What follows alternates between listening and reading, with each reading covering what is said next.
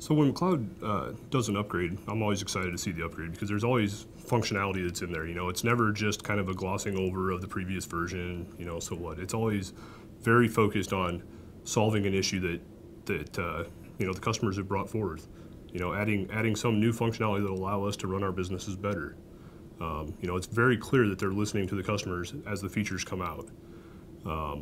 And by upgrading on a cycle, you know, as the releases come out, you don't have, you know, I guess the learning curve isn't as steep. You know, it's kind of incremental change rather than, hey, it's been 5 years, now everything's different. Now we're working in a whole new world. You know, it's very incremental change, and you can kind of roll out maybe a new feature every couple of months. By the time you get all the new stuff rolled out, you know, it's time to go again. But it keeps everybody moving forward on a change cycle that's, you know, that's really nice.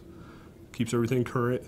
And it, you know, to some degree kind of forces you to go back and look at things maybe you didn't use before and go, hey, you know, there's an upgrade here. Let's think about how are we doing things. It's a good change place. Gives you the opportunity to retrain people.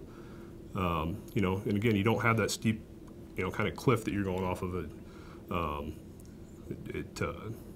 You know, certainly makes it a nice linear kind of upward path of you keep gaining functionality, you keep gaining enhancements. You know, I think it's important to think about how you handle customization at your company. That can certainly be an impediment, you know, to the upgrade process.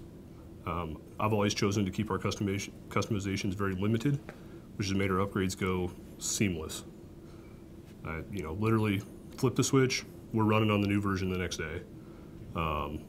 You know, we've not had any outages, we've not had any training issues. You know, the software's worked as intended from day one when the upgrade choice was made. So it's been very successful.